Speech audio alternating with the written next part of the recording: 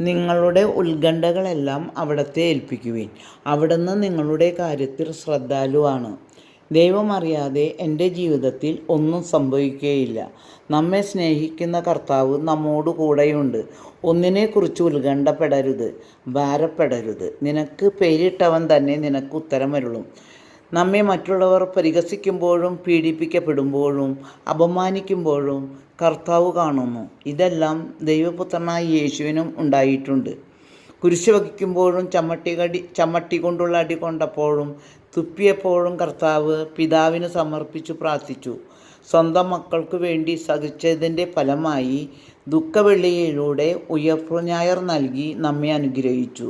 നമ്മോടുകൂടെ യുഗാന്തരം വരെ ഉണ്ടാകുമെന്നും വാക്കു തന്നിരിക്കുന്നു. പിന്നെന്തിന് നാം ഉത്കണ്ഠപ്പെടണം? രോഗത്താൽ വലയുന്ന മക്കൾ, നീ എത്ര ക്ഷീണിതയായാലും ദൈവം നിന്നെ സഹായിക്കും. ഉത്കണ്ഠ തരുന്നത് സാത്താനാണ്. എൻ്റെ കർത്താവ് കുറച്ചു വേദന തന്നാലും എനിക്ക് ഒരു ഉയർപ്പ് നൽകും എന്ന് ഉറച്ചു വിശ്വസിക്കുക. ഉത്കണ്ഠ കളഞ്ഞ് ദൈവത്തിൽ വിശ്വസിച്ച് പ്രത്യാശയോടെ എൻ്റെ കർത്താവ് എന്നെ രക്ഷിക്കും എന്ന ഉറച്ച തീരുമാനമെടുക്കുക. രക്ഷിക്കുക തന്നെ ചെയ്യും. ഒന്നിനെക്കുറിച്ചും ആകുലരാകേണ്ട. കർത്താവ് പറയുന്നു, നമ്മുടെ എല്ലാ പ്രശ്നങ്ങൾക്കും പരിഹാരമാണ് നമ്മുടെ യേശു. അവനിൽ പ്രത്യാശ അർപ്പിക്കുക. ആമേൻ.